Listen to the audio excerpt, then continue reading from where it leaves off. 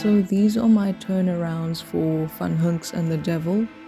I've been a character designer for at least 10 years, but only in my own time. I'm pretty self-taught in this. Sometimes I've done it for commission work for other people.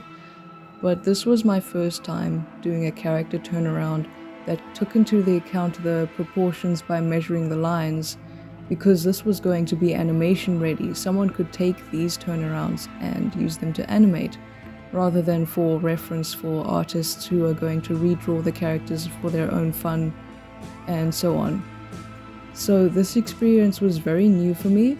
I was a bit nervous, but I was very excited. While some of it is still a bit disproportionate, I'm very proud of myself for actually accomplishing this and making an industry standard turnaround.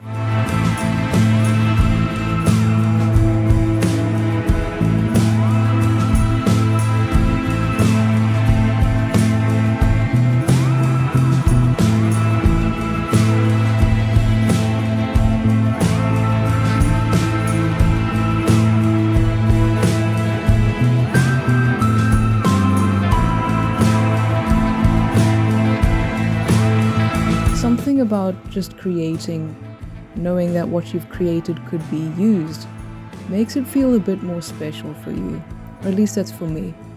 Just knowing that I've developed this, I've put my little heart and soul into this little story that I've loved for years, and I can see that it's become something productive.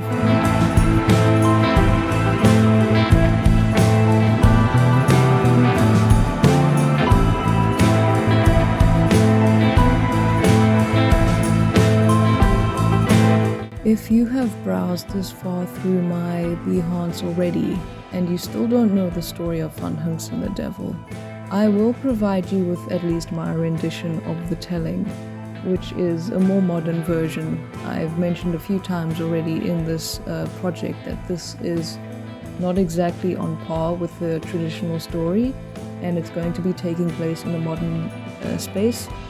So I hope you like this little story of mine. I'm a little awkward in recordings.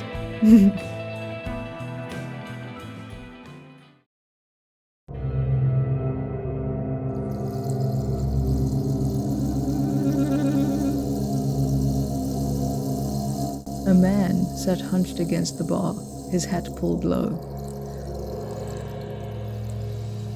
Once a feared pirate from Madagascar to the Caribbean, he was now a gaunt, hollow-eyed figure. His only treasure was the battered pipe between his teeth, and the stubborn pride that kept him smoking, as if each puff could prove that he still mattered.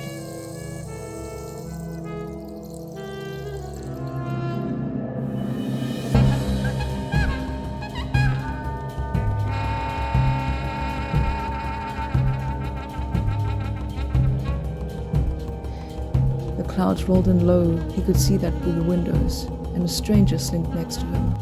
Tall, angular, dressed like a gentleman, but with eyes that gleamed with pure evil. He introduced himself as a humble tavern keeper. His voice was smooth, almost kind. The kind of kindness that hides a hook. "You look like a man who can hold his smoke," the stranger said.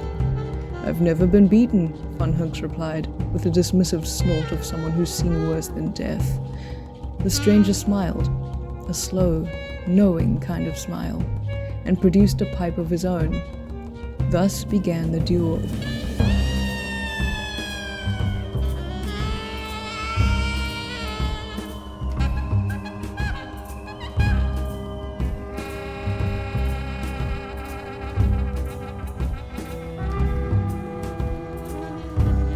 Hour after hour, they sat locked in a haze, each drawing deeper, each refusing to yield.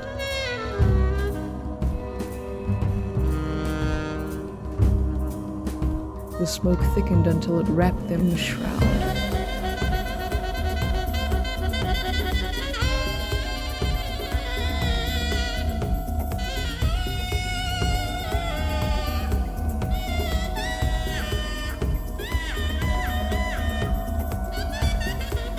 By the third day, Hunks's head was swimming. but his pride burned hotter than his lungs. The stranger too seemed to falter. Finally, with a laugh, he leaned forward. "You've done well, old pirate," he said. "Few have lasted this long against me." "And who exactly are you?" Von Hunks rasped. The stranger's eyes flared red. "Some call me the devil." There we have it. So, in the original story, they say that Van Hunks and the devil, in some endings, they vanish in a trace of lightning and smoke, and no one sees them again, but every time there is smoke on the mountain, it's an indicator that they're having another competition. But my story, it sort of will have a cliffhanger. I seem to expect that Van Hunks won't have the happiest ending, but I do like the ambiguity in the main one.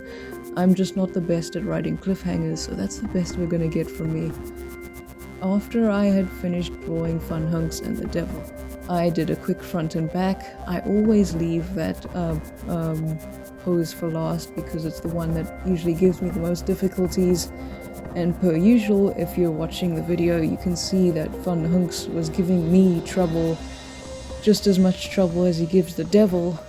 And I thought that was quite ironic that that was happening quite a lot during the process of drawing these. I had enjoyed it, but oh my word, Van Hunks, please.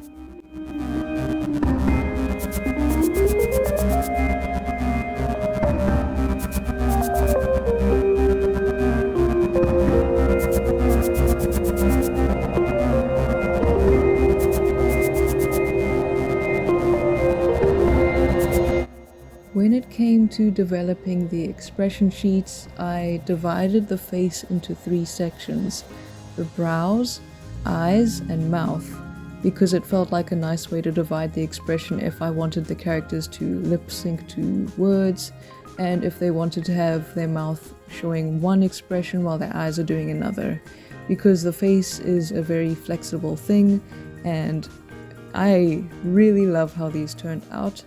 I realized there were some errors, but I didn't really have too much time to resolve them, although they are subtle enough that I sort of hope that they're not too distracting from the vision that I had for these characters, because I still am very proud of myself for this.